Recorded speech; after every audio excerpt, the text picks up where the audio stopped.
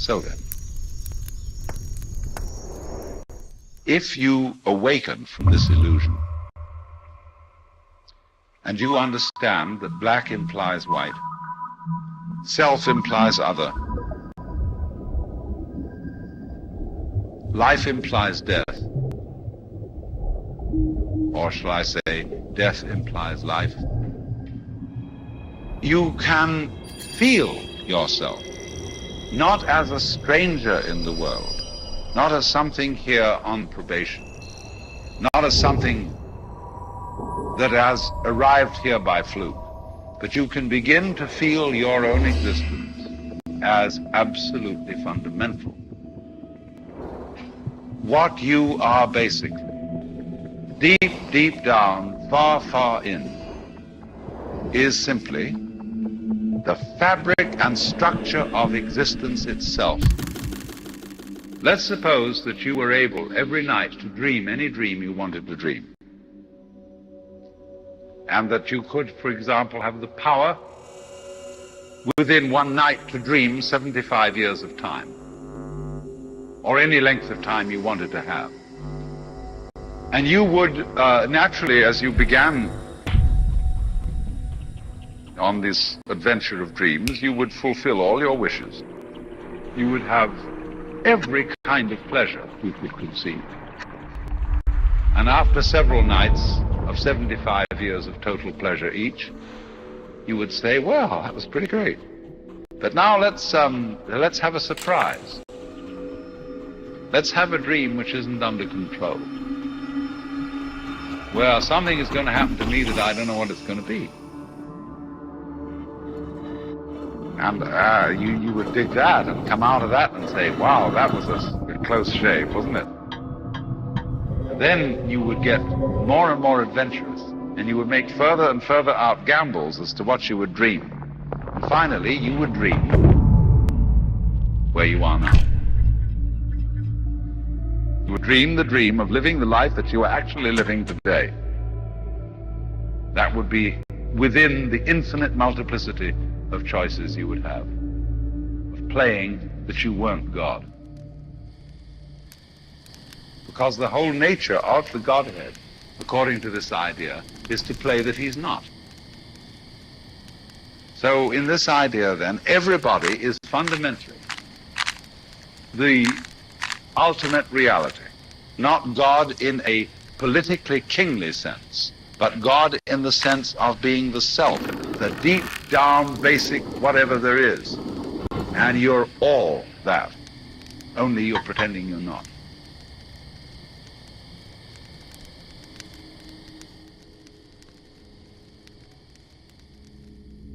We are all interconnected. Hallo allemaal. Daar zijn we er weer, RHTVLive. Ja, natuurlijk streamen we vanuit het mooie Maastricht. En dat laten we natuurlijk op de kaart zien. Ja, het ligt in het zuiden des lands. Voor mensen die het niet weten. Hier is Maastricht. So we are streaming live from Maastricht, which is in the south of the Netherlands. And of course, we're going to talk politics and geopolitics. And first of all, we're going to take a look at what's happening in our neighboring country, England, also known as the United Kingdom. Well, it's not united anymore. There's civil war going on. Ja, er waren een paar mensen neergestoken door iemand. En dat was het lontje dat het kruidvat ging aansteken. En het is losgebarsten in Engeland. So the riots in England are in full view, you know. Let's take a look at what's happening in England. We're going to take a look at my friend Charlie over there in England. And let's see what he has to say. Ja, we gaan even naar Charlie Wiets kijken. Die is natuurlijk ook aanwezig in de frontlinie. Reflections behind Islamist lines. English Civil War 2024. Yeah. So let's take a look at what Charlie is telling us, the audience. Morning, everyone. It's Sunday, the 4th of August. Welcome to Civil War Blackburn. I attended Preston here and also in Lancashire with my friend and bodyguard Frederick yesterday.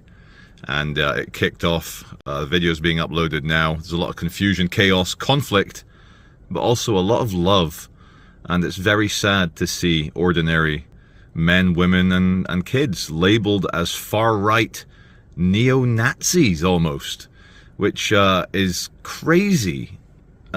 Yes, there are small elements of chavs and the underclass who put their balaclavas on and loot shops, because every big protest will unfortunately have a small criminal element that comes and wrecks it. But a friend of mine came to Blackburn yesterday, which is where we are, and he was going to support the English Patriots, but he turned around and left because there was a large marauding gang of what I would describe as young British Muslims in balaclavas patrolling the streets screaming Takbir, Allahu Akbar. It's like a battle cry followed by God is greatest. I'm here on the hill overlooking central Blackburn, and what greets you on the main road, two things. First thing is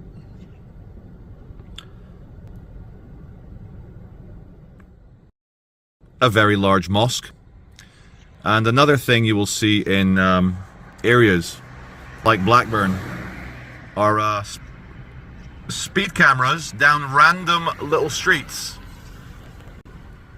I don't know what it is about people in places like Blackburn. They love to speed in their little baby Mercedes-Es and their BMW 3 Series Es. Love it.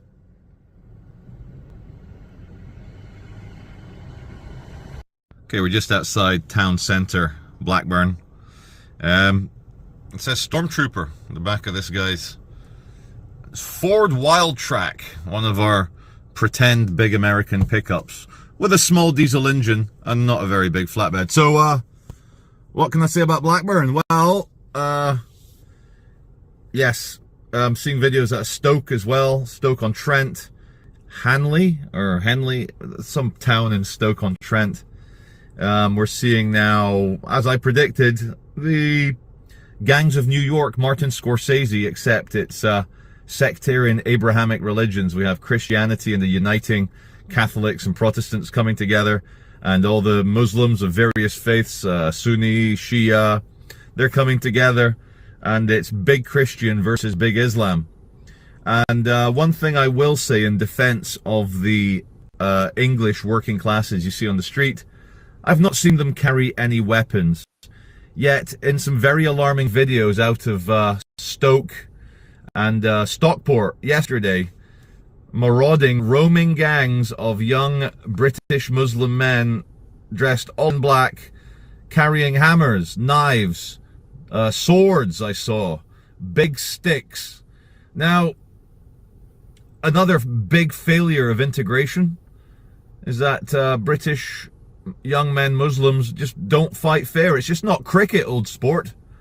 You know, if you're coming out for a bit of fisticuffs in the street, which could be seen by anthropologists as a pressure release valve for testosterone-fueled young men, there are rules of engagement. You don't bring weapons, you don't kill people, you don't permanently damage people. You have a good fisticuffs, and then you go home to live another day and lick your wounds. But the horror of seeing people dressed all in black, carrying weapons, screaming God is greatest, nah mate, that just ain't British. Okay, a bit rainy now. I'm in central Blackburn, very centre. Still a significant police presence around. I think they're trying to discourage the ongoing sectarianism, civil war. With my car, I'm unfortunately recognisable. I did a big video here that's got 500,000 views 3 months ago called Confronting the Coming Civil War in England. I don't fancy being, well, beaten, to death. I don't fancy being homicided by black-clad, balaclavaed men with weapons. I don't fancy it. Now, this is someone's early morning wake-up call. It could very well be an arrest of some English working classes for getting out there and rioting, to use the vernacular of the establishment. Now, I would get out of the car, but it's raining and they've given up. Look how they've... Oh no, they're going around the back. They're going around the back. All right, yes, we'll go and have a look.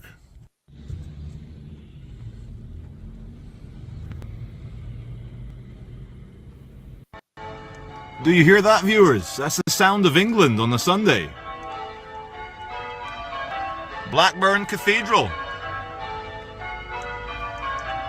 For whom do the bells toll?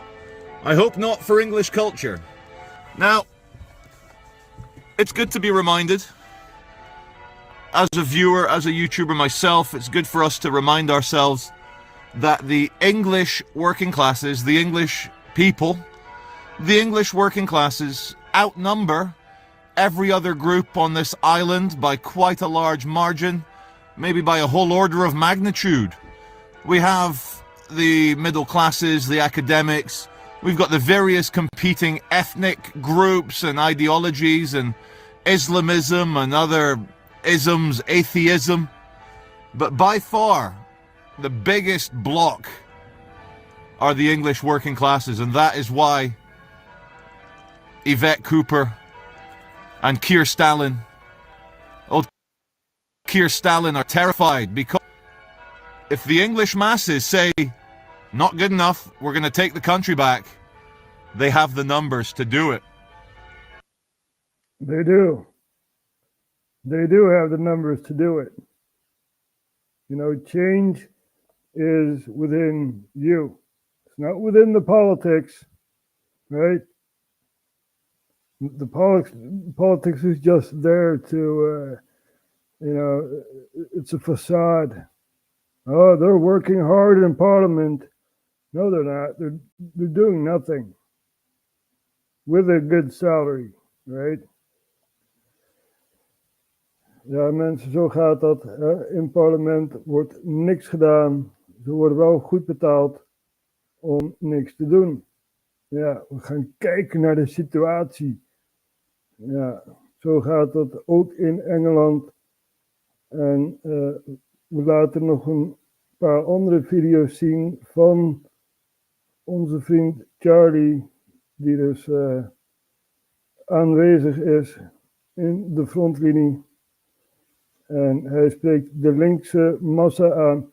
Dit zijn dus mensen die protesteren tegen het protest van mensen neersteken. Die hebben zoiets van, ah ja, we boeien, dat gebeurt elke dag. Ja, en dan heb je dus mensen die daar tegen protesteren. Nou is het genoeg geweest. En dan heb je een groepje mensen die daar dan tegen protesteren. Dat is toch echt onvoorstelbaar. Maar goed, we gaan hier even kijken wat Charlie te zeggen heeft tegen de mensen die het accepteren. Okay, the police said you can't go in the square from where they are. They're keeping the two sides separated. Separado. There's a Queen Vic, good old Queen Vic. You gotta love a bit of Queen Vic. Oh, you got good taste, mate. Thank you. Thank you. You're right. Let's go and have a look. Hey man, you're right. All good.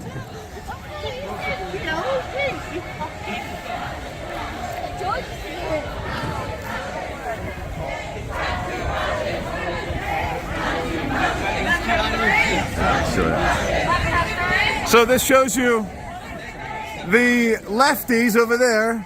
They're protesting against the people protesting the stabbing of little girls. Well done, my friend. Our country is riddled with illegal immigrants that are raping, murdering and beheading our children. And we don't have a right to speak about this. We are racist. We are Nazis. Ridiculous. Can I borrow your megaphone for a sec? Of course you can, mate. It's all the button in. Thank you. You're not racist. You're not a Nazi. You're an English woman speaking out her concerns of what's happening in the streets of England, wherever this is. Dear assorted lefties, why are you protesting against the people protesting the stabbing of little girls? Are you mentally unwell? Why do you wish to bring back communism and socialism when it killed 100 million people in the 20th century?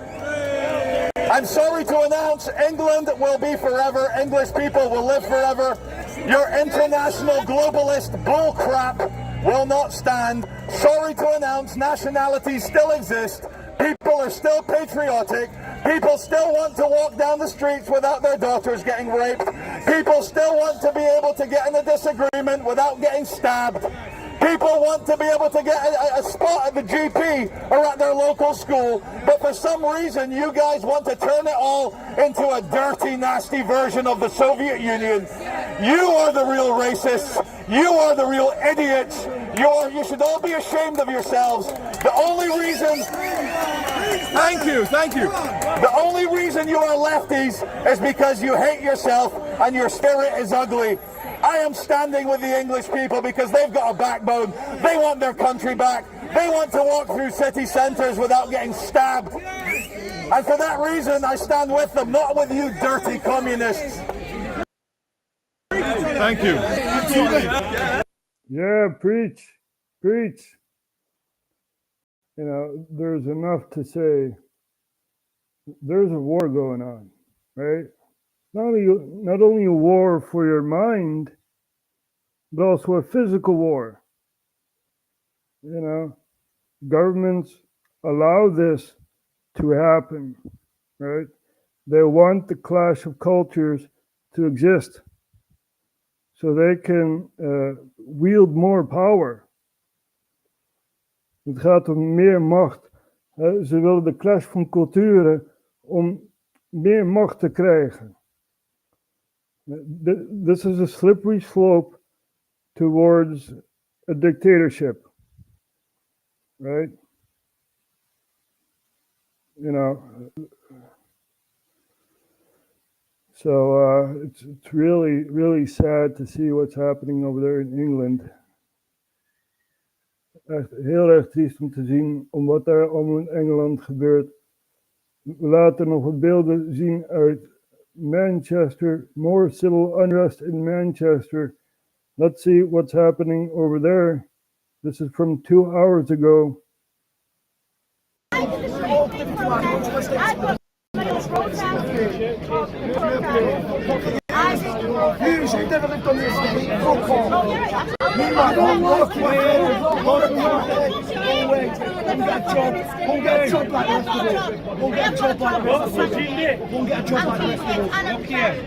Ten-hour shift every day. Unfortunately, we should bring it all these over. I'm acting like we're asked about Israel or Palestine.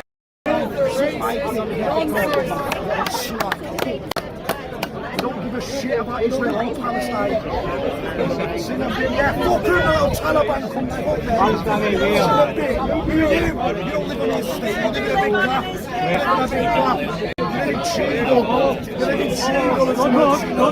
Oh, there's also a Palestine protest going on, right?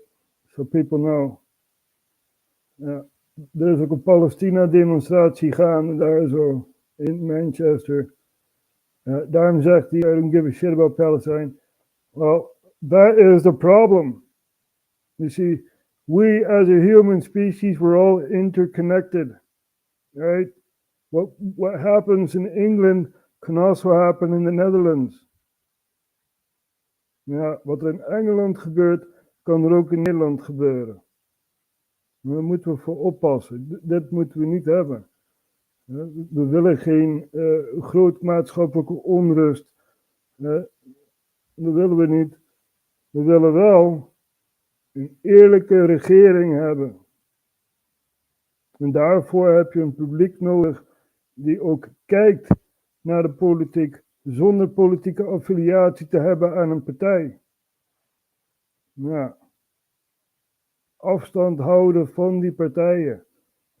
Als er verkiezingen zijn, gewoon zeggen, nee, ik doe niet mee. Nee, we doen niet mee. Dat zou eigenlijk een rapliedje moeten zijn, of iets in die trend. Nee, we doen niet mee. Want zodra je meedoet, dan krijg je toch het kabinet die je eigenlijk niet wil. Wat hebben we nu voor kabinet? Kabinet Schoof. Heeft iemand op Dick Schoof gestemd? Ik niet. Dus de macht ligt bij het publiek. Alleen het publiek moet het doorhebben. The power is within the public, right? The public must show that we disagree with the political stances our parliament makes. We moeten laten zien dat we het niet mee eens zijn met de politieke besluitvorming die de politiek maakt. En ja, we moeten het zo vreedzaam mogelijk gaan doen. We moeten elkaar steunen. We moeten elkaar ondersteunen. In plaats van elkaar de vinger wijzen en zeggen, ja, het is jouw schuld. Ja, jij bent de wappie. Nee, je bent een Nederlander, in dit geval een Engelsman, die zich zorgen maakt om de toestand van zijn land. So, all the civil unrest is unnecessary. Right? You're just an English dude or dudette that is concerned about the situation of your country. Kids were stabbed, right? Kids were stabbed. Kids have died because of some lunatic stabbing other kids. What has this world gone into? Is this the Twilight Zone we're living in? You can't have the conversation over there.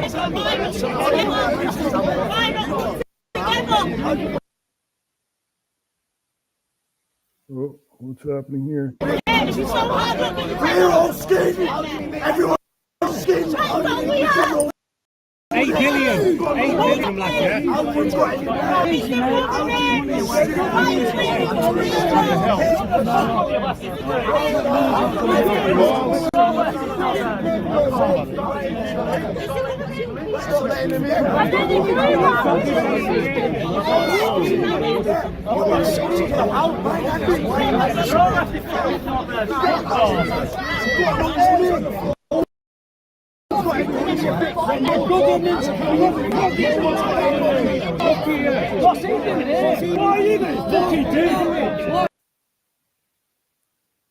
So, let's see.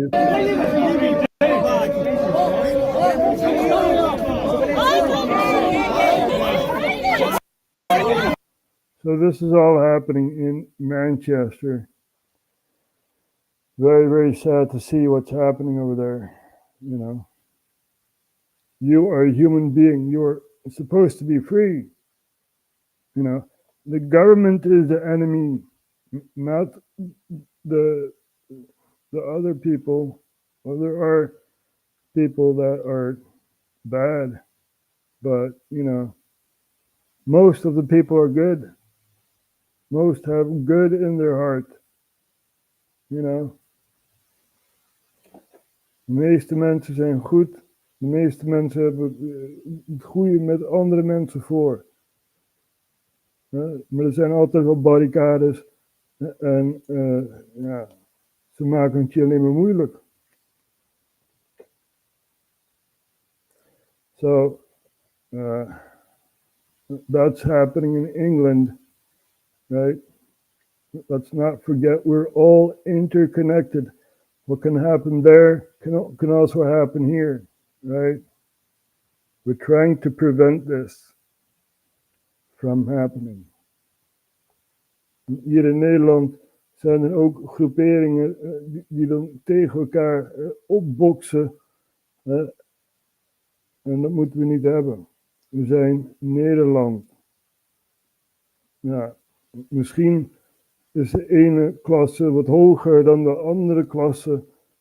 Dat is het klasseoorlog waar wij dus in zitten. Maar we zitten allemaal in hetzelfde bootje. Ja, mensen moeten dat doorhebben. Onze regering werkt niet voor ons. Nee, ze werken voor het apparaat. En wat is het apparaat? Dat is de VN, de EU en al die lagen daartussenin. World Economic Forum, Bilderberggroep en noem het maar op. Dat dient de regering. Ja. De regering kijkt op je neer. Ja, serieus. 30.000 mensen zijn benadeeld door onze overheid. Dan zou je kunnen zeggen, oké, foutje bedankt. Maar die mensen zijn nog steeds niet gecompenseerd. Voor een groot deel. Dus als je 5 van de 30.000 mensen helpt, ja, dan heb je niet iedereen geholpen. Hè? Dat door een fout van de overheid zelf. Ja, je hebt geen belasting betaald, je hebt een fraudeur, bla bla bla. Nou, dat betekent dus dat je geen dure aanschaffingen meer kunt doen. Je bankrekening wordt bevroren. Er wordt zoveel stilgelegd en zoiets. Je hele leven ligt op straat. En ja, dat door een fout van de overheid. Foutje, bedankt. Ga maar onder de brug leven. Nee, dat is toch niet de bedoeling? We have a government to protect us from, criminals and outside forces that want to do us harm. Wij hebben een regering die behoort ons te beschermen, ook van krachten buiten die ons willen pijn doen of iets in die trend. Ja.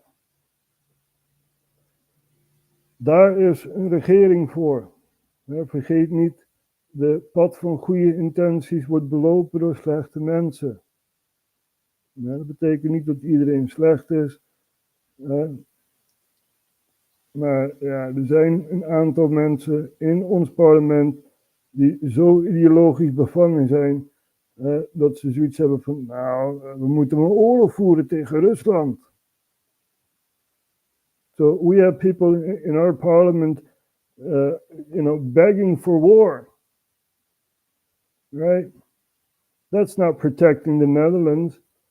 That's putting the Netherlands on the map as a target for Russia. Yeah. So, our parliament has gone crazy, and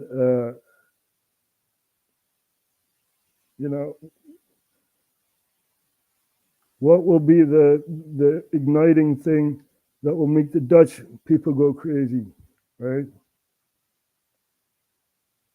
Ik vind het niet normaal dat er mensen zijn uit Eritrea, die dus Den Haag helemaal in vuur en vlam zetten. En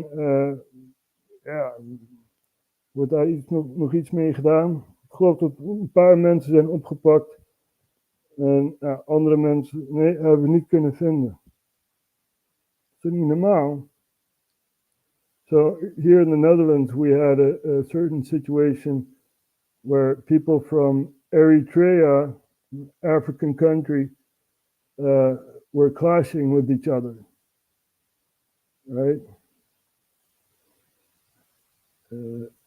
Eritrea, Den Haag.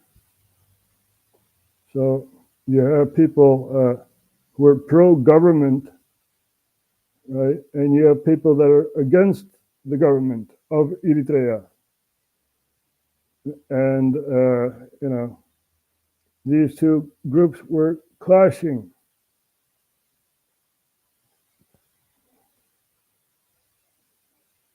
Het is een grote bende in Den Haag, een dag na de rellen.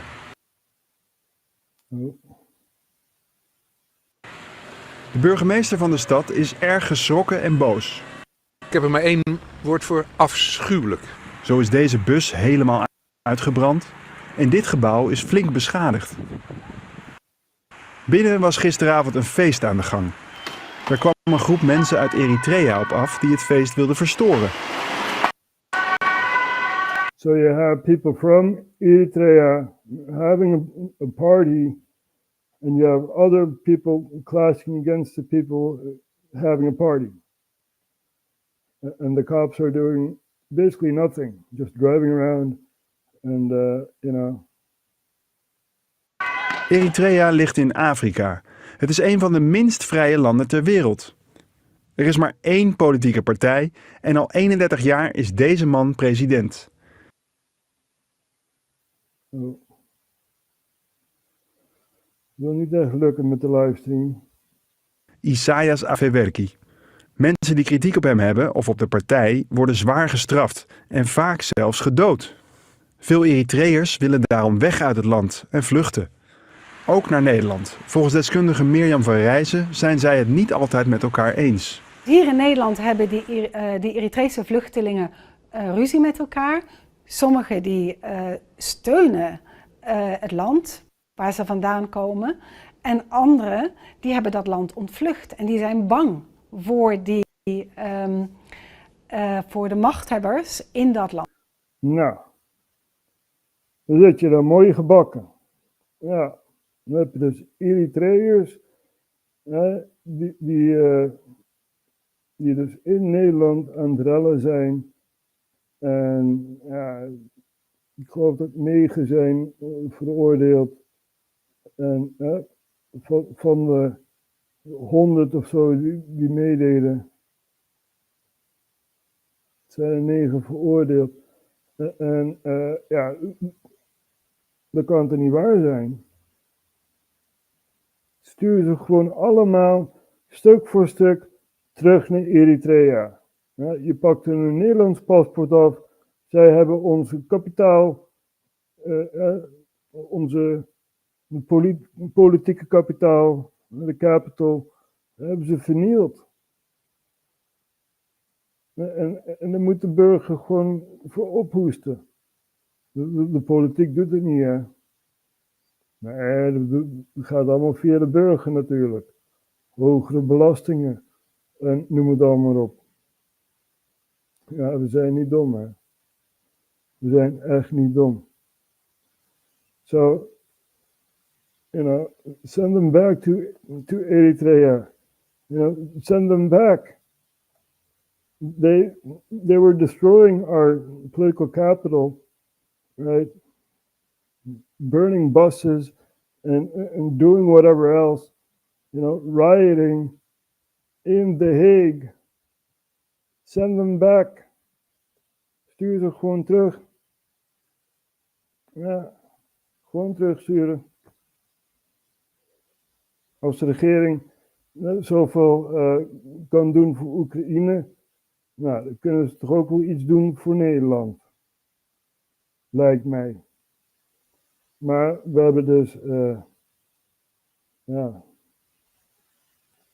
een politieke groep die zich niet bekommert om wat er gebeurt in Nederland. En de burgers, ja, die hebben het allemaal te druk met werken of weet ik veel. En die maken zich ook niet echt druk om de politieke issues die eigenlijk in de vuilnis liggen te rotten. Ja. Dus ja, het is heel erg triest, de toestand in de wereld. Nou, stuur deze mensen terug. Het is niet moeilijk. Gewoon een vliegtuig voor hun boeken. Klaar, hup, terug naar Eritrea. Je hebt je misdragen in Nederland, kan je ook terug naar Eritrea toe gaan. It really pisses me off that, people from Eritrea, destroy buses and stuff like that, and 9 are convicted out of the 100. It's like, man, our justice system is broken. Ja, onze gerechtssysteem is gewoon kapot. Er is geen recht meer in Nederland. We zijn niet met z'n allen gelijk. Andere mensen worden voorgetrokken. Hoe kan het zijn dat die, hoe heet die knakworst, Aquasi of Jeffrey Fraye of weet ik veel. Er was een van de knakworst die zei dus op de Dam dat je Zwarte Piet de kop moet intrappen en zoiets. Ik verzin dit niet. Eigenlijk zou die gast moeten worden opgepakt en even afkoelen in de cel. Aquasi was dat.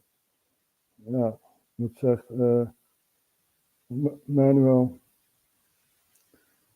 Dus ja, dat is geweld uitspreken. Ja. Dat moet je dus niet hebben in een maatschappij. Nee. Gewoon hup in de cel, afkoelen jij. In plaats daarvan, nee hoor, nee. Hij wordt door GroenLinks, wordt hij als,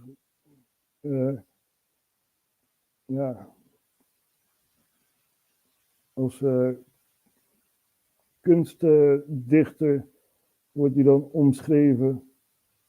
En ja, hoe goede woorden voor jou, Aquasi. Zo zie je dat GroenLinks ook geradicaliseerd is. Die zitten helemaal in de LGBTI-waanzin. En ja, het is gewoon een radicaal element in onze maatschappij. Ik zeg het je, als de vonk in Nederland valt, dan heb je ook linkse mensen die aan het demonstreren zijn. Tegen de mensen die aan het demonstreren zijn. Moet je eens voorstellen, er gebeurt iets in Nederland. Wat hele grote gevolgen heeft. En ja, dat heeft natuurlijk zulke hoedanigheid gevolgen. Dat mensen dan tegenover elkaar staan. En dat gebeurt dus ook in Engeland. Moet je eens voorstellen dat zoiets in Nederland gebeurt. Hoe lossen wij dit op? Wat is de consensus waar wij ons op baseren? Ik wil jij mensen met bijlen op straat en zoiets allemaal, wil je dat? Wil je dat echt zien? Een beetje zo'n dystopisch Nederland. Ja,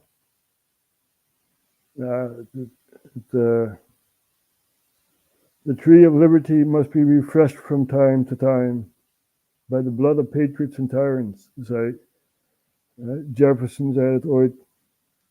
En misschien heeft hij wel gelijk. Misschien moet zoiets maar gaan gebeuren. Maar liefst wil ik dat niet. Nee. Maar ja, die mensen in een hoge positie, die hebben dus wel macht over de bevolking. Daar denken ze niet bij na. Nee. Zij kunnen het allemaal betalen. Ze hebben een dikke portemonnee en zoiets. Maar voor de mensen met een kleinere portemonnee begint alles toch echt wel duurder te worden, hoor. Er was ooit een tijd dat je €3,50 betaalde voor een kilo gehakt. Nou, nu is het 7, 8 euro voor diezelfde kilo gehakt. De inflatie is zo hoog. Nou, mensen met een groot portemonnee, die hebben zoiets van, oké, boeien. Dat is echt heel, heel erg. De empathie is weg bij heel veel mensen. Maar ja, dat is dus mijn constatering. En we gaan even kijken naar wat er verder in de wereld gebeurt. Al Jazeera geeft ons een blik op de wereld. Er is nog altijd protesten in Bangladesh. Bangladesh is still protesting. This is about a student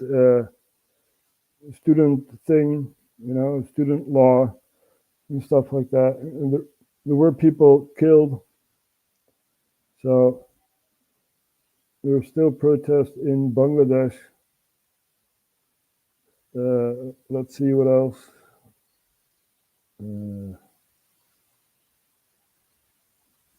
Nigeria also is protesting. So first we're going to take a look at Bangladesh, as the protest is in their second week, I believe. And let's take a look here. At least 8 people have been killed and dozens wounded in Bangladesh during protests against the government on Sunday. More than 200 students were killed last month during demonstrations against the government jobs quotas scheme. The country's top court scaled back the quota system, but protests have continued due to outrage over the violence. Tanvir Chowdhury is at one of these rallies in Dhaka. Situation in Bangladesh remained extremely volatile and dangerous. We're in Shabakra near the university where students have taken their stand. They had to clash with the pro-government ruling party members. Similar situation in other locations in the capital and across the country. The students are sticking to their one demand.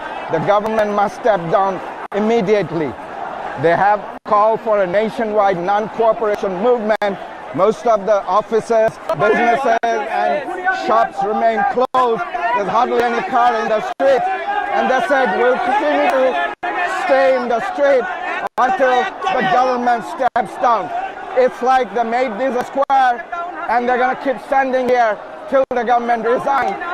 Tanvir Chowdhury, Al Jazeera, Dhaka. So basically you have a government there, you know, deciding all these rules. Wait. Nou, daar zijn we weer. Nou, we kregen even een blanco scherm. Ik denk van, hé, wat gebeurt hier? Zit niet echt mee met de livestream. Maar goed, we hebben daar een regering die voor studenten bepaalt van, nou, als jij geslaagd bent, dan moet je binnen zoveel tijd een baan zien te vinden. Anders kunnen we jou een straf opleggen. En daar gaan dus die demonstraties over. Bangladesh is al een week lang zo'n beetje aan het demonstreren. Ja. So the students have an obligation basically after their study. They have to have work within a couple of months. Otherwise they'll get a fine or something along those lines, right? That's happening in Bangladesh. And let's put that on the map for people who do not know where Bangladesh is.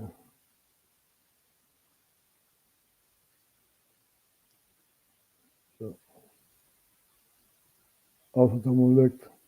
Kijk, daar is de kaart weer. En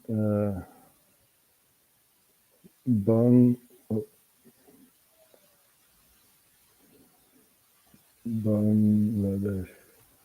There we go. So here we have Bangladesh, neighboring countries are India, Nepal, Bhutan, Myanmar. So this year is Bangladesh. Big protests going on over there. And yeah. Now we know about it, right? we also reported on it last week.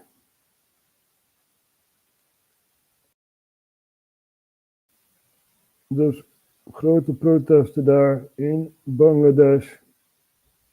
De mensen willen vrij zijn, geen overheidsbemoeienis en boetes die ze betalen moeten omdat ze geen baan hebben. En zoiets, dat is niet de bedoeling. We gaan ook even kijken naar Nigeria. Daar zijn ook protesten gaande om andere redenen. Daar is de prijs gewoon veel te duur. De prijzen van voedsel en noem het allemaal maar op, is veel te duur. En we gaan toch even kijken wat daar allemaal los is. En hier is Nigeria op de kaart. Dus we're going to Nigeria. Let's see what's happening over there. There are massive protests over there because of the high cost of living. So.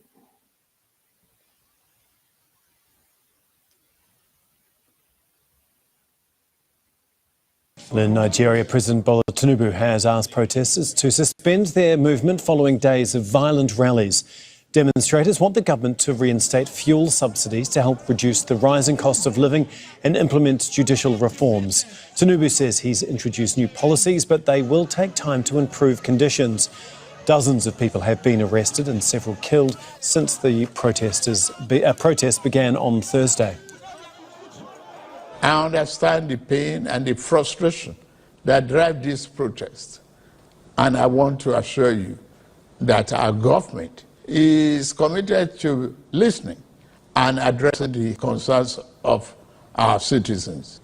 But we must not let violence and destruction tear our nation apart. Let nobody misinform and miseducate you about your country or tell you that your government does not care about you. Although there have been many dashed hopes in the past. You do not care about your people. You don't give a damn, Mr. President. Right? You are over there sitting in the chair of power, living the high life, while other people are starving. Right? They want work. They want an economy.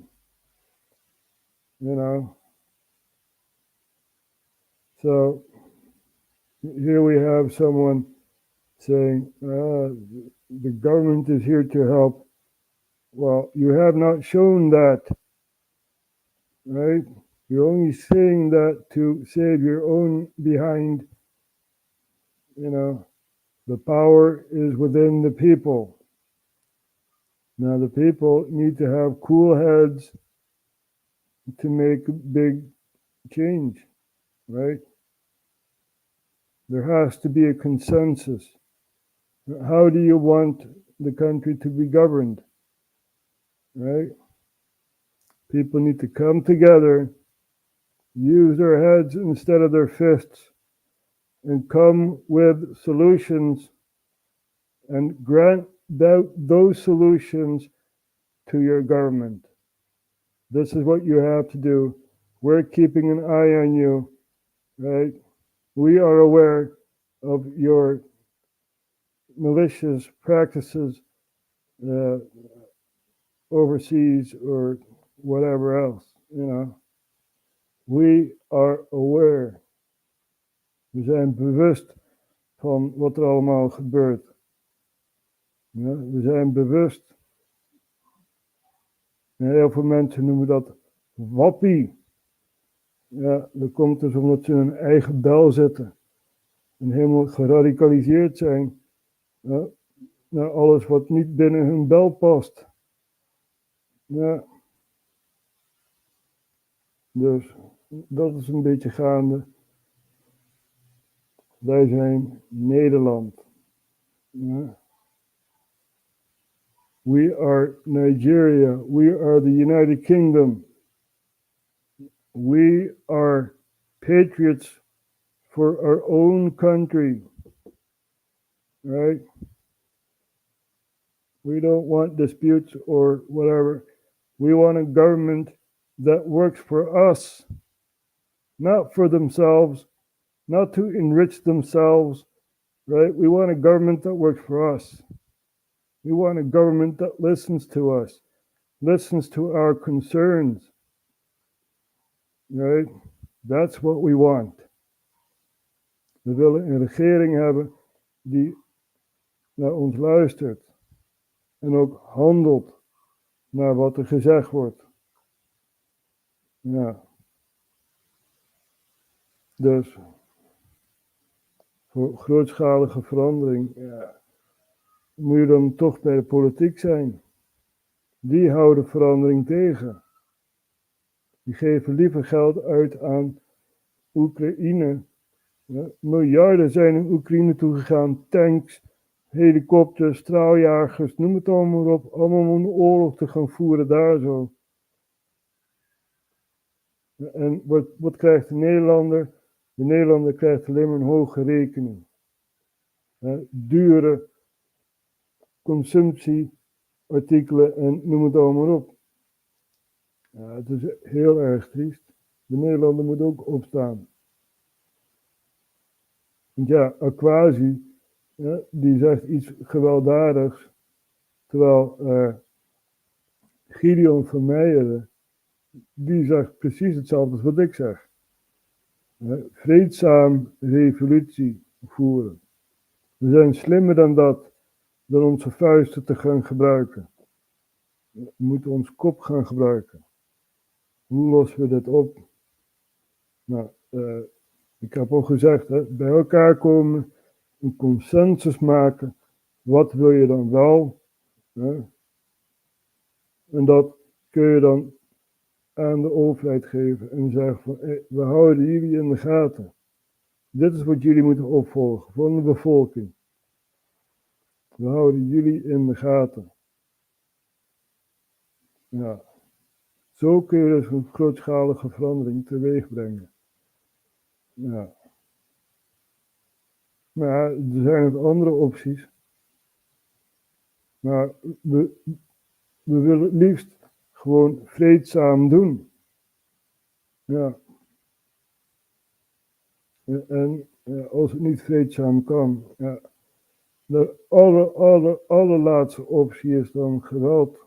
Maar ja, het is niet aangeraden om dat te gaan doen tegen een staat die geweldsmonopolie in handen heeft.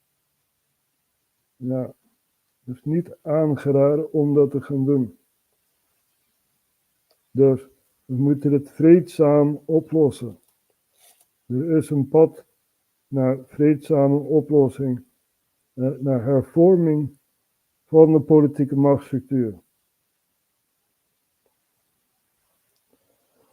So there's a path to reconstruction of the political power structure, right? We have to use our heads instead of our fists. We know what's going on. We know about the clash of cultures and the destabilization of the European countries within the European continent.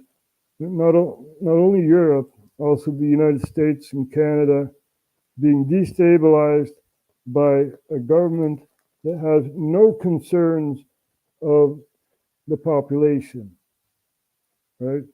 We have the Canadian government standing up, giving a standing ovation for a Nazi. Ja, serieus mensen. We hebben het Canadees parlement, die dus eigenlijk een hele grote blunder begaat, waardoor de Speaker of the House moest aftreden. Die zei, ja, sorry, ik wist het niet, sorry. Ze hebben dus iemand van Oekraïne, vanuit Oekraïne, hebben ze overgevlogen naar Canada, samen met Zelensky, een oud veteraan. En ja, dat was dus een nazi. We weten, Oekraïne koos voor de kant van de nazi's. Althans, West-Oekraïne. Oost-Oekraïne koos voor de kant van de Russen. En dat zien we hetzelfde, zien we dan terugkomen in de huidige situatie in Oekraïne. Geschiedenis herhaalt zich. So here we have the Nazi within the Canadian Parliament giving a standing ovation.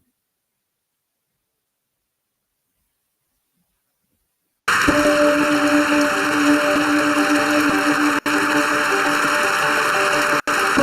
have here in the chamber today Ukrainian-Canadian war veteran from the Second World War who fought the Ukrainian independence against the Russians and continues to support the troops today, even at his age of 98.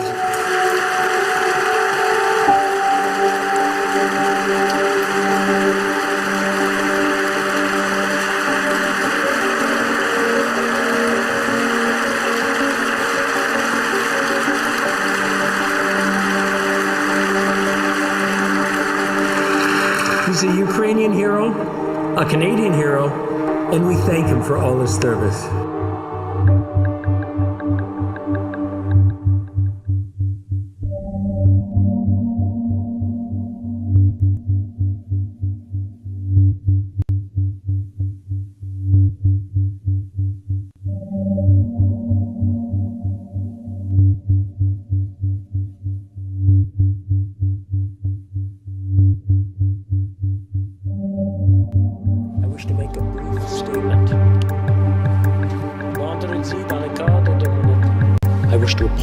To the House. No one, including you, my fellow parliamentarians, or the Ukraine delegation, was privy to my remarks prior to their delivery. No one knew. I'm sorry. No one knew about this. Well, everyone knew, right? Everyone knew. So Justin Trudeau, you are a disgrace for the power that you wield, right, over the Canadian population. Saying that truckers are far right and stuff like that. No, you are a dictator, Trudeau. You don't work for the people. You work for your own pockets, right? Just as every other leader of any other country, they work for their own pockets. And some are even connected to shadowy organizations such as the World Economic Forum, Bilderberg Group, Trilateral Commission, and other organizations such as that. So we know what's going on. We know about the power structure. Right? Now we know we need to be free from the chains that hold us back, right? We want freedom. That's what we want.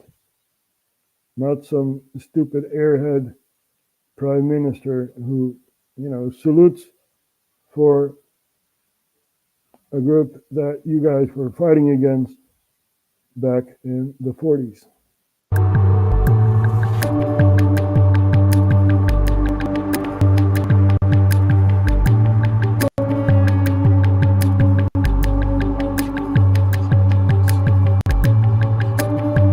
Oh, I'm sorry.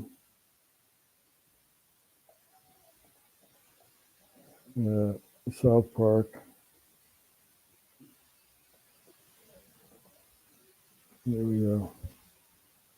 I'm sorry.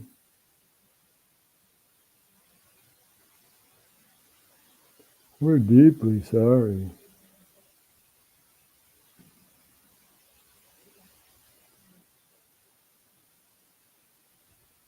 Hello, I'm Tony Hayward, President and CEO of BP. Our accidental drilling spill again in the Gulf is a tragedy that should have never happened. And to all those affected, I want to say, we are deeply sorry. We're sorry. We're sorry. We're sorry. Sorry. We're sorry. We're sorry. Sorry. We're sorry. I'm deeply sorry.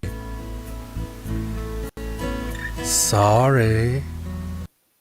So, can you imagine that, right? Justin Trudeau and Nika on the bear rug. It's like, oh my God, please, no. No. I'm sorry. I'm sorry. Yeah, we're sorry. Sorry that you missed, huh? Yeah, that's what you're sorry about. Let's take a look at the liberal hive mind. Hey guys, welcome to the Liberal Hive Mind, a channel solely focused on exposing the abundant hypocrisy of the left. Alright, so still sitting back trying to be as stoic as possible, not trying to get too emotional and jump on one bandwagon or the other. There's a lot of people panicking, a lot of people having the exact opposite reaction. I'm choosing to kind of stay in the middle and just observe and not get swept away by a couple headlines or a couple polls. I'm trying to understand what the play is here, and whether or not it's making an actual impact. And you guys know my prediction, I don't think there's any substance behind this Kamala push. Therefore, my thought process is that this thing won't last. All I'm seeing, what I'm pointing out in this video, is I'm seeing cracks in the foundation. You know, you got all these people who are supposedly so excited to go out and vote for Kamala Harris for president, but apparently not one of them can give you one reason as to why. You know, as I described it previously, it's like a party right now. There's a big Kamala Harris party. Everybody's telling you, vote Kamala, vote Kamala. But at some point, or at least I hope at some point, people will be asking themselves the question, why vote for Kamala? And maybe then this sick media manufactured nightmare will come to an end. Well, I mentioned cracks in the foundation of their narrative. Let's get into a little bit of that, shall we? We got some stuff to get into, so let's roll the tape. Alright folks, so basically exactly what I said in the intro. Everybody's excited for Kamala Harris, but nobody can voice actually why. Attorney General in California, and she was the senator from California. I really don't know much of what she did.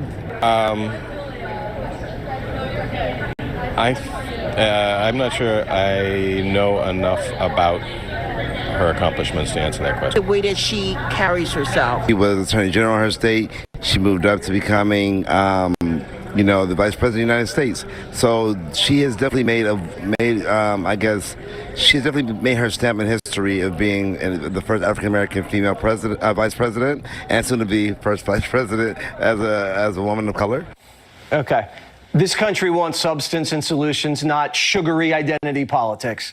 You know, it's like some weird, sick fever dream. You know, I'm left with two options here. Number one is, well, I guess people really are just this dumb. They'll get carried away when the mainstream media flashes a new shiny toy in front of their eyes, and they'll simply chase after it like a heroin addict chasing the blue dragon. It's either that or you give people the benefit of the doubt, you know, that eventually they'll figure out what's going on here. The conversation at the dinner table has got to be just how weird and contrived this whole thing has been. I know that's the conversation that's happening on Joe Rogan's podcast. It all bothers me, the fragility of the human mind.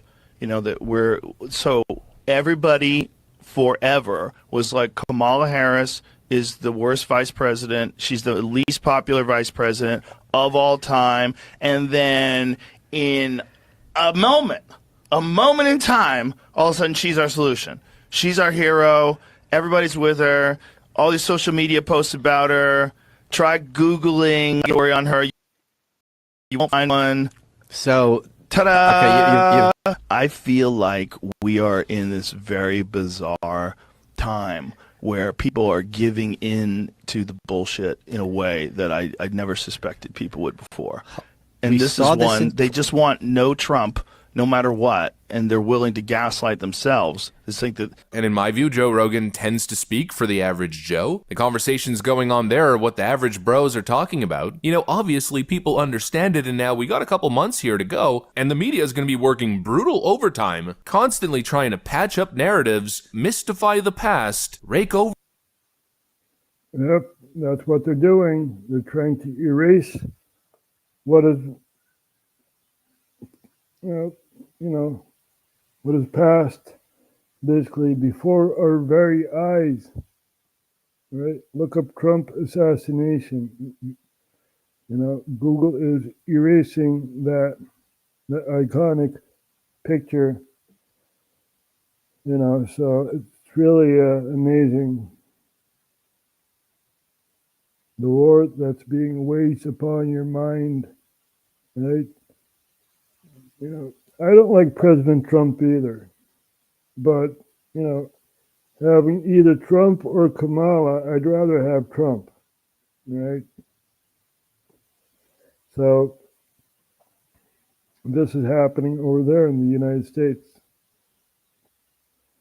and as Joe Rogan had said, all of a sudden, things change. Now, we've been through a pandemic, right? Or a plandemic. And we needed to wear masks and social distance and this and that. And within a day, it was over, right? Within a day, people started not to wear a mask and say, hey, wait, this is bullshit. People were awake. They were politically awake, and they're doing their best just to keep you in the dark, right, of what's going on everywhere in the world. So it's really, really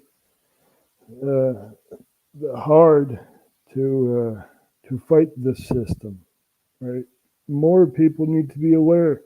More people need to stream about, geopolitical stuff, right? Not only your own home country, it's happening everywhere. Or it can be like a stone in a pond, a ripple effect, right? That's why I say what happens there can also happen here. We need to be aware of that.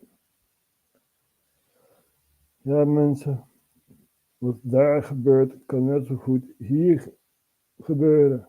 Ja. All of a sudden, je hebt maar één klein vonkje nodig om dus iets teweeg te kunnen brengen. Of dat iets goeds of fouts is, dat ligt aan de bevolking. Ja. So there's only one spark needed for change. But what will that change be? The path of good intentions is walked upon by bad people. Nigeria, I feel sympathy for you. I am Nigeria, right? I also want you guys to have a better life than that you have now. So, I am Nigeria. I am England, right? I'm not racist, I just want a better life for people. Whether you're from Bangladesh, whether you're from England, whether you're from, who cares? You are a human being.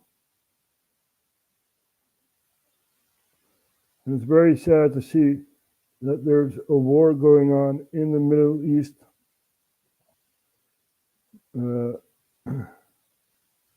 Let's take a look at this here. 4 killed in Israeli drone attack on Al-Aqsa Mosque. right? Or hospital, martyrs hospital. I thought it was a mosque. Oh well. In central Gaza, Israeli forces launched an airstrike targeting tents for displaced Palestinians in a hospital compound. The strike killed 4 Palestinians in the courtyard of Al-Aqsa Hospital, starting a large fire. At least 18 others were wounded. Thousands of Palestinians have been sheltering from Israeli attacks in the grounds of the hospital.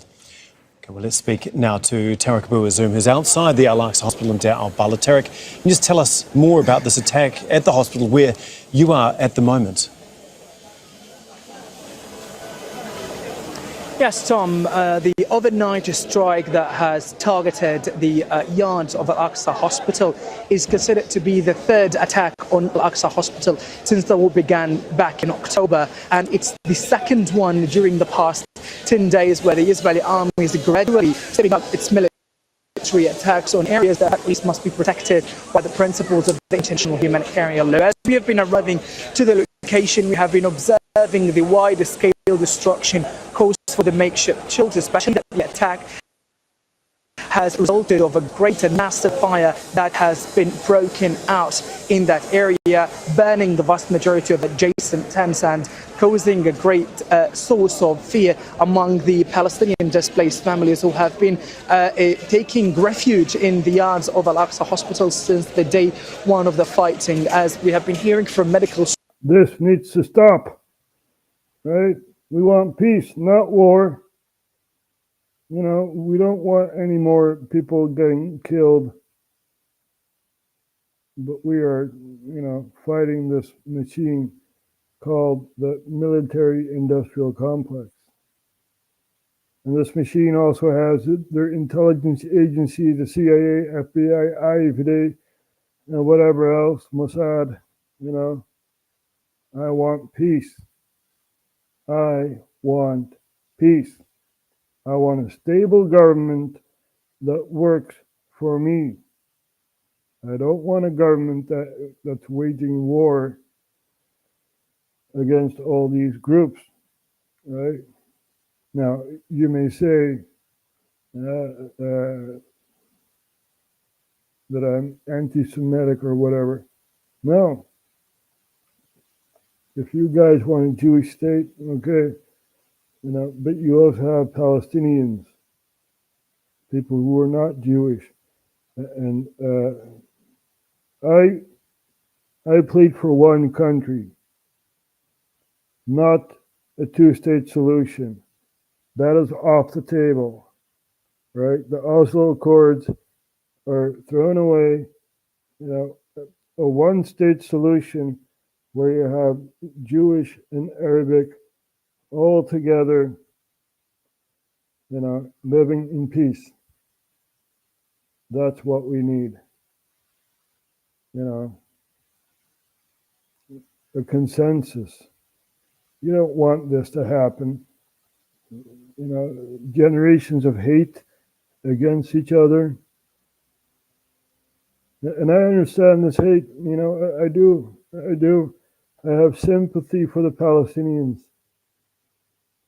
The free Palestine, you know, free the Levant, you know, free the Levant. Not only Palestine, but also Israel. Israel is also a radical state, right? And people need to be free from the radical state. You know, the power is within you, right? You are the change. So, I want to see a better world. I don't want to see any more bloodshed or war waging on other continents. I don't want to see that anymore. Right? So here we have Israel, and I believe a one-state solution is best. You know, let Islam merge with the Jewish, you know, make a new religion or whatever, a new country, that is the best solution in my optics, right? Because people are waging war against Israel. We have Lebanon, firing off many, many missiles into the north of Israel, right? We have the Houthis attacking the south of Israel. We have Hamas in the Gaza Strip.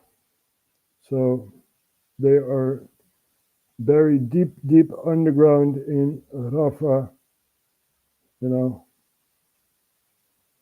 So this is all happening.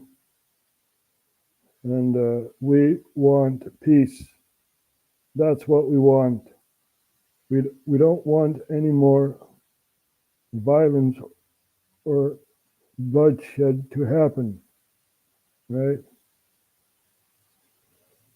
We also have the Sudan War.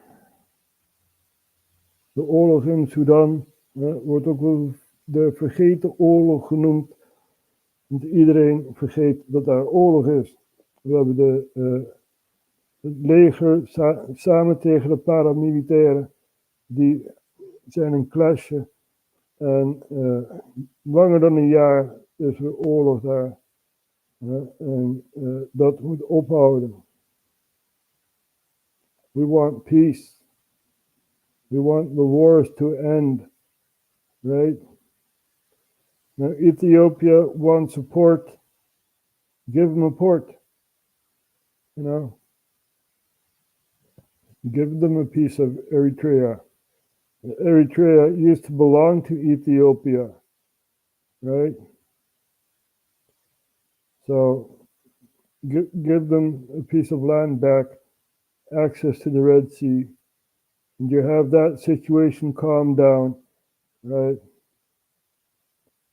You have to work, cooperate with each other. But the people in power don't want that. They want power. Like the Skeksis, right? In the Dark Crystal. The stuff is mine. It's mine. I have the power. This is what these people want. They're dictators. The government does not work for you. You are the government, right? Doesn't mean that you have political power, but you decide the path of governance. Not the people in power. They're just there to execute what the audience or the public really wants, right?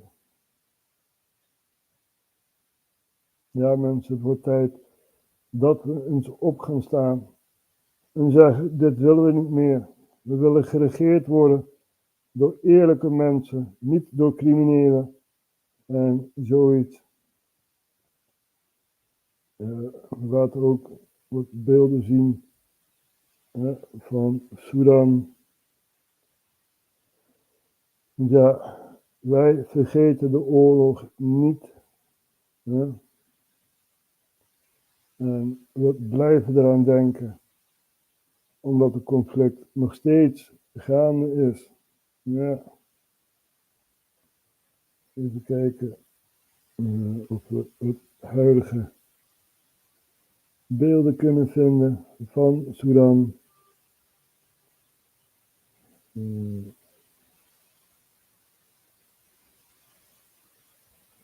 So we're going to see some images from Sudan. There's still a war going on over there. We have the SAF against the RSF, right? The Sudan Army Forces against the Rapid Special Forces. And we're going to take a look at what's happening over there, right? So, even kijken.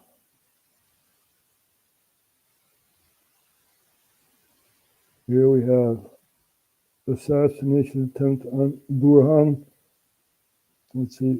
Sudan Army Chief escapes drone strike amid ongoing conflict. Let's take a look at this here.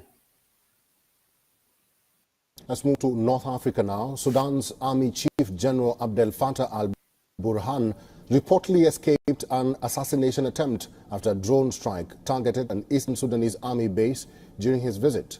This is the moment when the drone struck.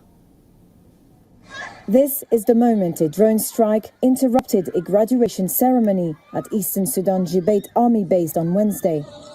Eyewitnesses told Reuters that the attack targeted the base during a visit by Army Chief General Abdel Fattah al-Burhan, who survived the attack. Videos shared on social media and verified by Reuters showed soldiers marching in graduation exercises before the attack. A statement by the army said the attack took place about 62 miles from the army's de facto capital, Port Sudan, in Sudan's Red Sea state, and that 5 people were killed. An advisor to the leader of the Rapid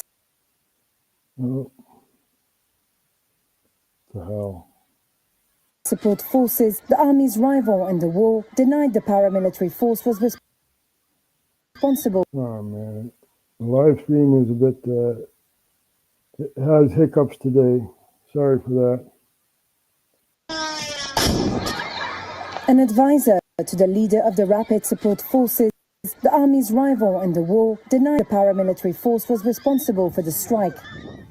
Oh, it's Rapid Support Forces, not Special Forces. Sorry. I do not want to be labeled as fake news. Yeah. Rapid Support Forces. Broke out between the RSF and the regular army in April 2023 over plans to integrate the two forces. The conflict has sparked the world's most severe humanitarian crisis, leaving half the population grappling with food insecurity and displacing over 10 million people from their home. Shortly after the attack, the head of armed forces was seen greeting officers, seemingly unmoved by the incident. He also delivered a speech at a military graduation ceremony.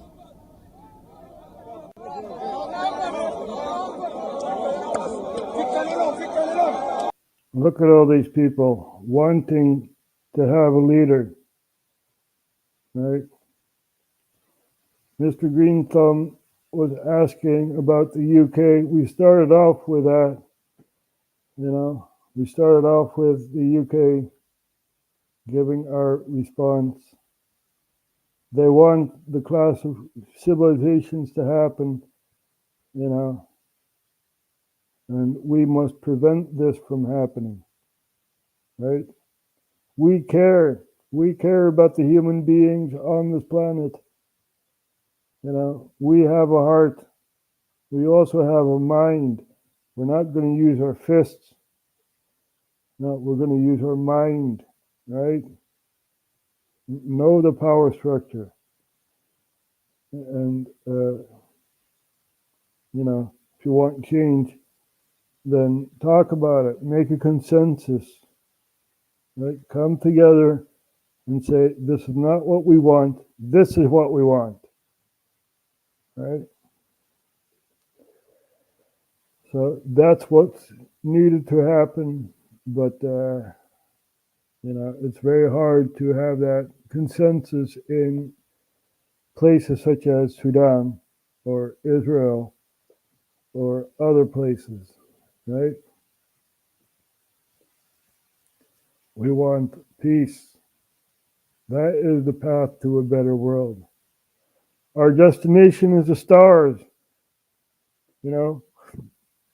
Explore other galaxies and stuff like that, That's what we need to do. That's why we're here. We need to find out why we're here. Metaphysical stuff like that. That's what we need to find out. That is our higher goal. But we are distracted by government. We need to pay their bills and stuff like that, That's not how it works. Not in my opinion. They work for us. We don't work for them. That is not freedom. Right? That is not freedom. So, let's see what else we got on our plate. Let's take a look at what's happening on Twitter. The Twitter feed is open. So let's take a look at Twitter, or better known as X. Tommy Robinson. Muslim mobs running through the Sheffield city centre attacking white people at random. Yep, that's how civil war looks like. You know, we don't need this. We don't want this. Nope. Come on, work with me. No, don't want to. Oh well. You can find it on Tommy Robinson's Twitter. Let's see what else we got here. European lives matter. All lives matter. Right? Doesn't matter what skin color you have. All lives matter. It's the ideology that you have, you know, that's maybe twisted because of the media. You know, they give the frame of consensus instead of the frame of reality, right? All lives matter. Doesn't matter what kind of skin color you have, it's the ideology, right? The ideology that you follow or don't. So Twitter is also having their glitches. So over here we have a migrant hotel in Rotherham, England, besieged and stormed. We're going to put that on the map. And yeah, very, very sad to see what's happening over there in the UK. You know, it's about expansion of power. This is what they want, the clash of cultures. You know, we need to prevent this from happening. Let's see, where was it?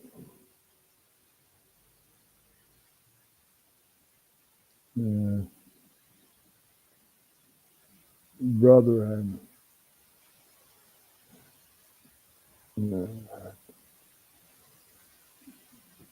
Rotherham. There we go.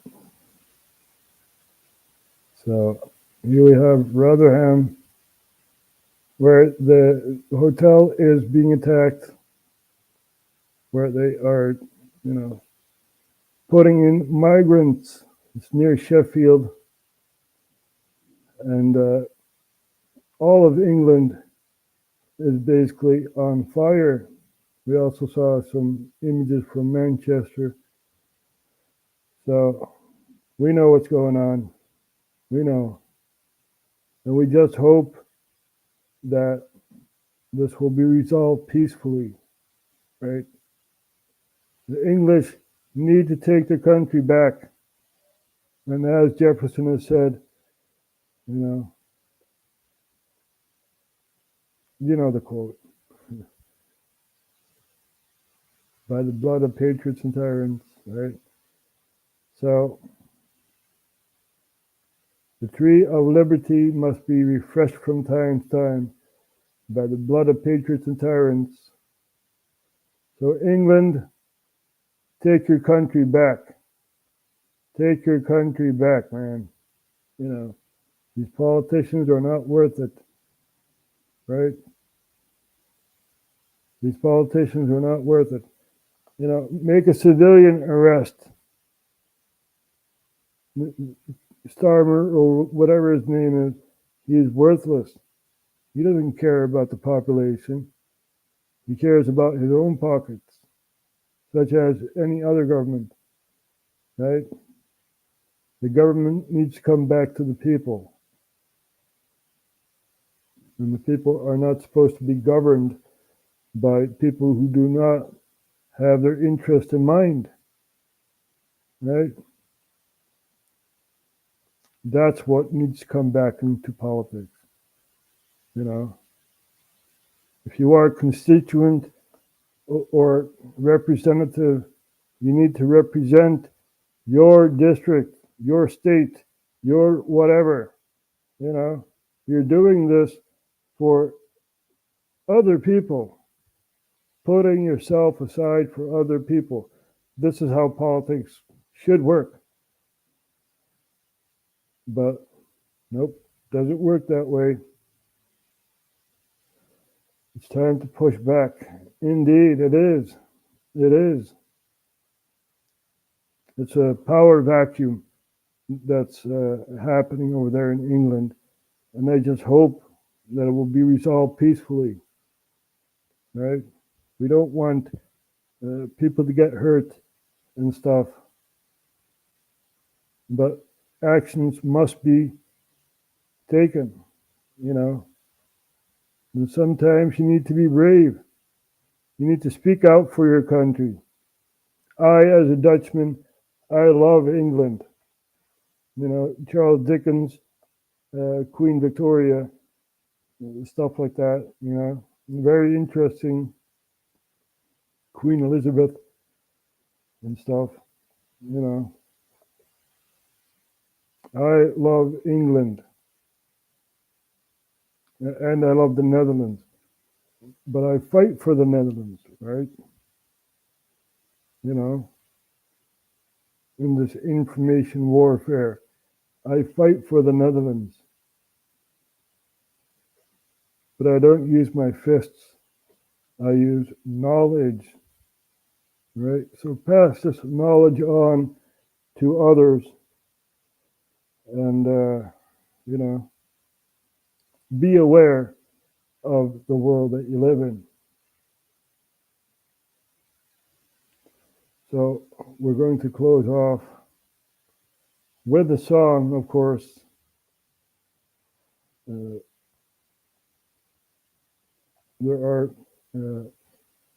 other major topics on the table, such as Haiti and stuff like that, but that's for another time.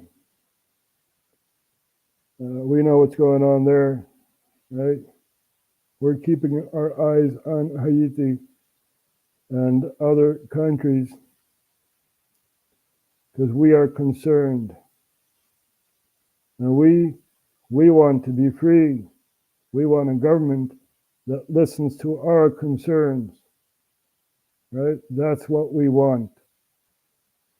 So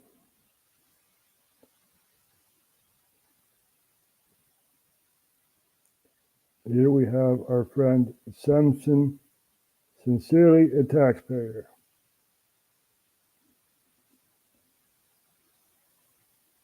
Hope this works.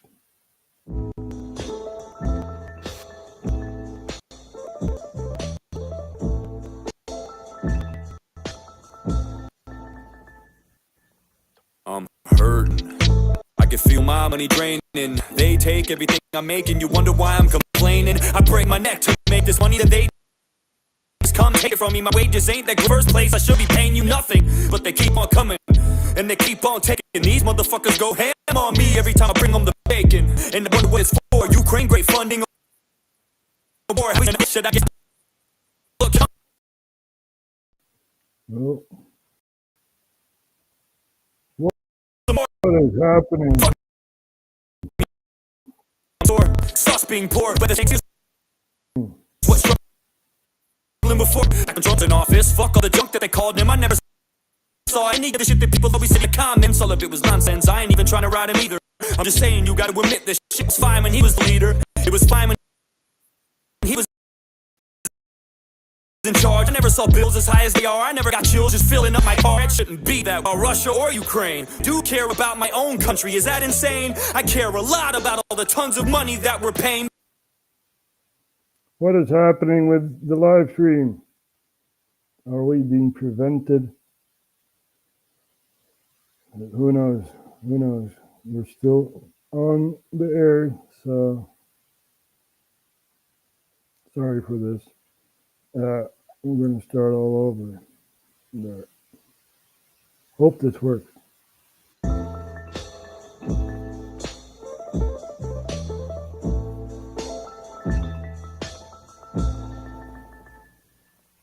I'm hurting. I can feel my money draining. They take everything I make and you wonder why I'm complaining. I break my neck to make this money, then they just come and take it from me. My wages ain't that great in the first place. I should be paying you nothing, but they keep on coming and they keep on taking. These motherfuckers go ham on me every time I bring them the bacon. And I wonder what it's for. Ukraine, great funding a war. Have we spent enough yet? Should I guess not? Look, here they come for some more. Fuck me, I'm sore. Sucks being poor. You had the same job for the last 6 years, wasn't struggling before. Back when Trump was in office, fuck all the junk that they called him. I never saw any of the shit that people always said he was in the comments. All of it was nonsense. I ain't even trying to ride him either. I'm just saying you gotta admit that shit was fine when he was the leader. It was fine when he was in charge. I never saw bills as high as they are. I never got chills just literally thinking about filling up my car. It shouldn't be that way. I don't care about Russia or Ukraine, but I do care about my own country. Is that insane? I care a lot about all the tons of money that we're paying because it's mine, not yours, and I'm the one that feels the pain. I get taxed on my fucking ass for every dime I make. It'd be fine if they would spend my money wisely, but no way. It'd be great if they would take it and pay for important shit that benefited you and me and not just wage wars with it. And where the fuck are all the liberals? I thought you stood against this shit. I thought the war machine was your enemy. Now you're friends with it? Now you wanna go to war? Now you wanna fight? Now you wanna pick sides in a feud where everyone is white? Now you wanna get involved and go and blow a person up? I'm just saying, I'm surprised this altercation ain't diverse enough. No one deserves this stuff. I just don't believe the tears you weep. Countries where brown people get bombed every day. I don't hear a peep, you fucking hypocrites. Thought the race thing was your shtick. I thought as long as white people were involved, you don't give a shit. Those are your words, not mine. I'm just wondering why. Why do we have endless money for them and none for Hawaii? Why is it every time Zelensky needs a loan from someone, we're the only ones that give it to him like we owe him something? We got issues of our own here at home that no one's discussing, and they keep growing cause no one in power is gonna do nothing. We're stuck. How the fuck we gonna help somebody else when we can't even reach inside our own pockets to help ourselves? We could allocate that money to our own people in different ways, to clothe and feed and bathe and let them know it'll be okay. We could definitely do that. Don't tell me it's not that simple. People overcomplicate this and make it some fucking riddle like can't just feed everyone. Are you insane? You know how much that costs? Way less than we've sent to Ukraine. I know that for sure. You don't have to be a mathematician or a foreign relations expert to figure out that division. You don't have to draw a graph to see it would cost a fraction of solve half of the problems we have to stop them from happening. I'm just saying, in the fucking world we living in, so many billions we've given them. When's Europe chipping in? When we gonna start splitting and stirring up the dividends and begin telling other nations that you're turn to lend a hand? Listen, I don't think Ukraine deserves any of this, but I also don't think Zelensky is as great as he said he is. I don't believe the media when they blur shit on their shows. You have to be naive to think it's driven snow. No one is, especially when you on the nation, dog. Your morals are compromised the minute that you take the job. So I don't Zelensky, Putin, Biden, or anyone. I don't give a about all us little ones. All the people of Russia love Ukraine. All the people of the USA probably feel the same. We don't want this shit. It's only the elites that do it. Are we still on? Hello?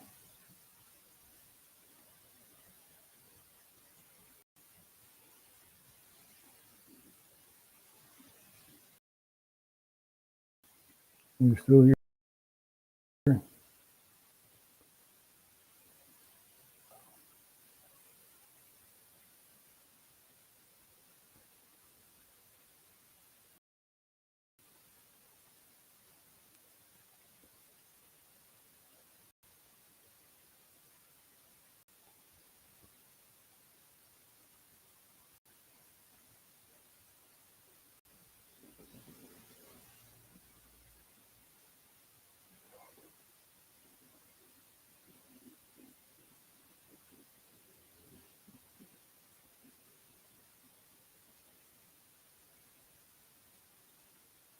We still live?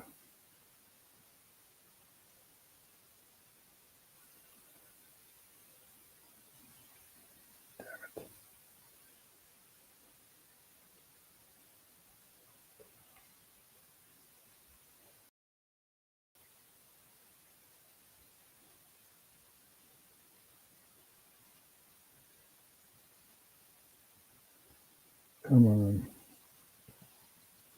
Are we still live?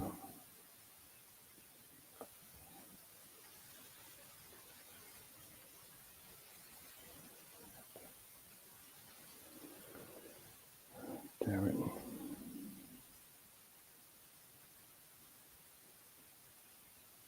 Come